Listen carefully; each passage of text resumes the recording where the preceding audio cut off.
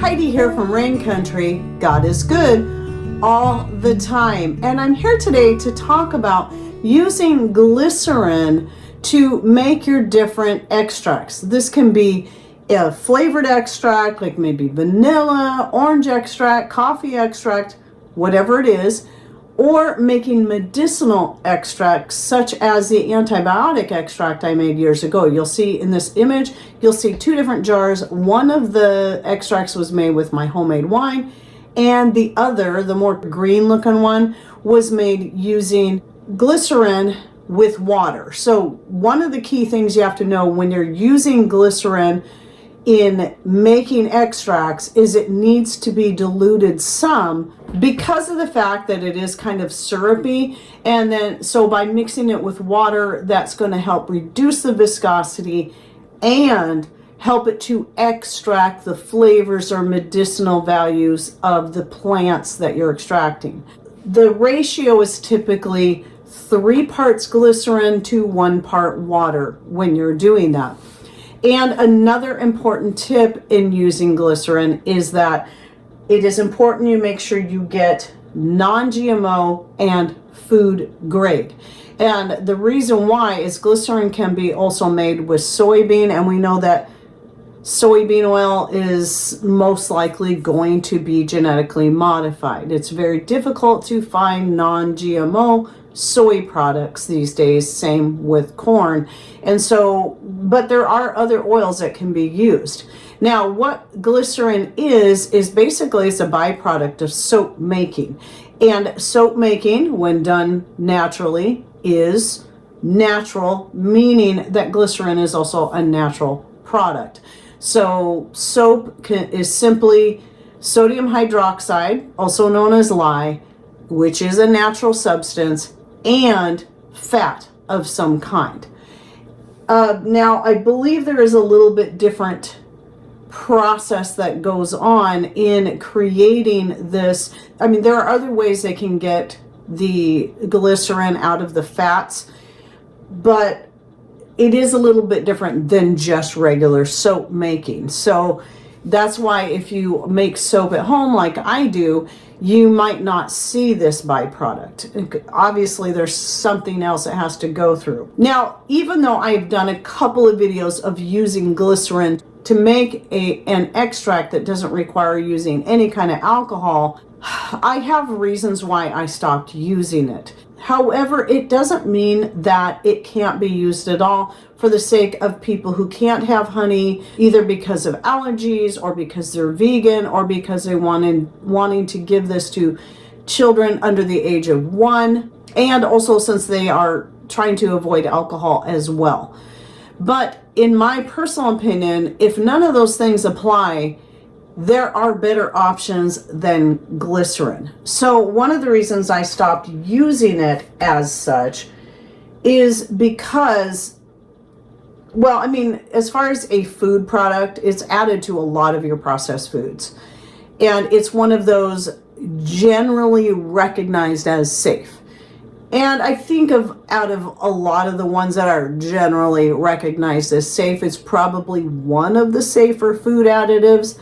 But it's still sugar alcohol, which means it's still going to have, if you consume too much, the same effects as any of your other sugar alcohols, like xylitol and any of those other ones that can cause digestive distress, among other things. So those are some things you got to keep in mind before you delve into using glycerin. Now, here was the other thing I discovered after making those 2 videos of doing like the antibiotic where I did a side-by-side. The one I made with my homemade wine I found to be more effective. Even though you'll notice with the glycerin one, it looks like it extracted more because of the green color. Well, those were actually pretty freshly made at the time that I was shot this particular image right here. So most of the green you're seeing is not from the actual extraction process. A lot of it's just reflection of the herb in the mixture itself, and then where the other one looks darker because of the wine that I was using, it had color to it. But over time, what I found with that, and especially with the flavored ones I tried, like I tried making vanilla extract, and then I tried, like in this picture that you saw in the thumbnail, or I tried 4 different ones. I think one was pineapple, one, I think, if I remember what the picture looks like, was raspberry, one was coffee or chocolate, I don't remember which, and then the other one clearly is orange. That's the easiest one to tell, because the orange slices. And I found that the flavor just wasn't as strong when allowed to extract for the same amount of time as using any other kind of solvent. The flavor just wasn't near as strong. So what that tells me is that it just doesn't have the same potency as any other type of solvent that's going to be either a vinegar or an alcohol base. So with that said, my recommendation, if you're looking for a completely alcohol-free extract, especially for making like your medicinal extracts, I recommend going with an oxymil, which means you're going to use 50% honey, raw honey in particular, to get the best health benefits, and 50% of vinegar, preferably your own homemade vinegar. That's going to be a completely alcohol-free extract that doesn't actually taste all that bad, that can be given to any child that is not allergic to honey or to bees from the age 1 on up. Some people get the age wrong on the honey thing. It's only for children under the age of 1. Once they hit the age of 1, it's going to be relatively safe, though there's cultures that give raw honey to their children under that age. So just keep that in mind. Some people, I don't know, got the idea that it's 6 years. No, it's not 2, it's not 5, it's not 6, it's 1. You can look it up for yourself to verify this. And that particular extract will be safe for anyone who cannot have alcohol, unless, of course, they have an allergy to the honey. Again, this is where, if you have to, and if it's not something you're having to take all the time, glycerin can still be a good standby. Or if you're vegan, you're looking for a vegan product, because typically your glycerins are made from plants. But just the fact that for the flavor, when you're not getting the same amount of flavor, that tells me when you're doing your medicinal extracts, you're not getting the same amount of medicinal benefits in your glycerin-based extracts. So my recommendation is to allow them to infuse, if you're going to do that, for at least 4 months. And also, here's the other thing. If you need something that's vegan and you can't have honey, you can also do the oxymil idea using the glycerin with vinegar. And in that case, I definitely recommend going half and half, not 3 parts to 1 part like you do with the water.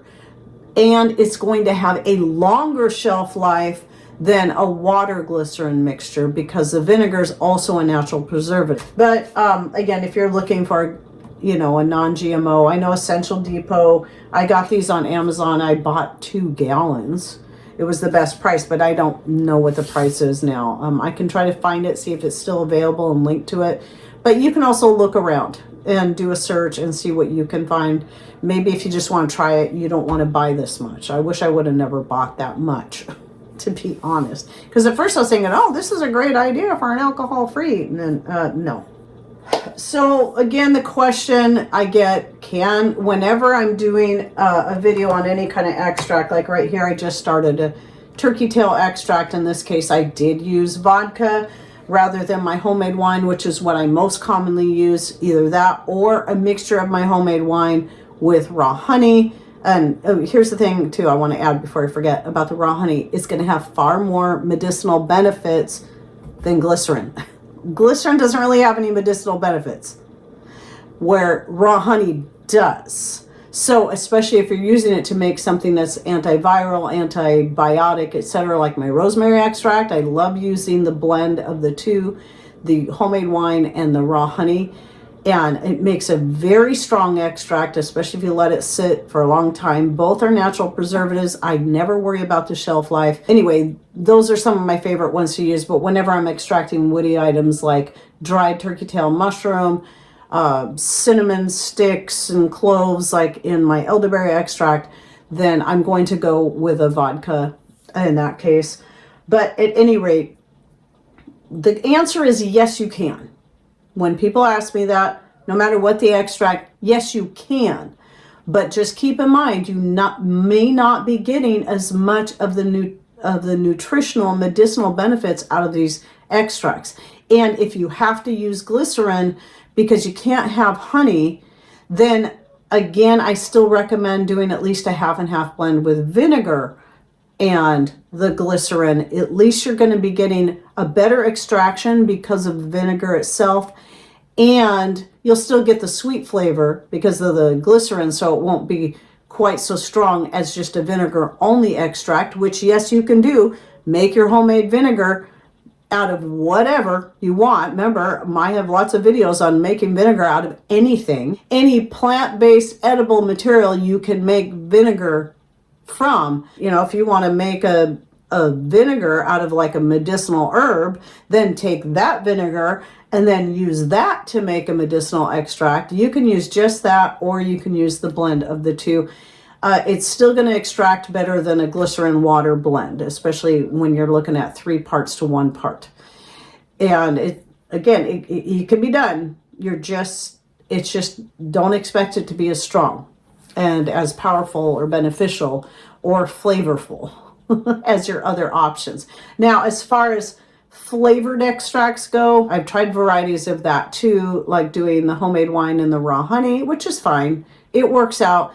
But sometimes the wine and the honey can have to add a flavor that I might not be as crazy about when it comes to using it in things.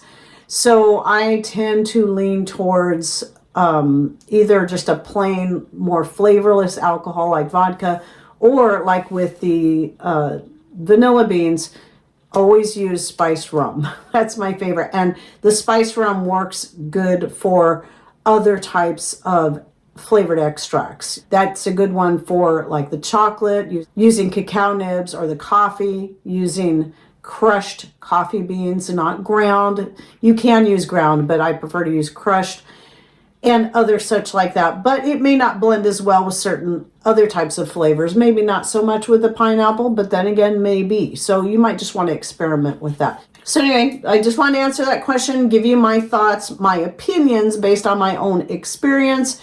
But you can always experiment on your own, starting with small amounts. Remember, when you're trying to make any kind of extract, you can always start with just little small amounts, even like just a quarter pint of, not even a half pint, a quarter pint to make an extract from. So that way you're not wasting so much stuff if it doesn't turn out. If it does turn out and you're happy with it, then you can start making bigger batches and then look at buying economy sizes of whatever it is you like to use as your solvent. And so anyway, I hope you enjoyed this video. And if I think of any other videos that may be helpful along this topic, I'll link to it down below. In fact, what I'll do is I'll just link to my whole playlist on making extracts and tinctures in the description box down below this. And in that, you'll find both ones for flavoring and ones for medicinal use. So please share your thoughts, ideas, and comments down below. And don't forget to like, share, subscribe, etc., etc. Thanks for watching. Take care, and God bless.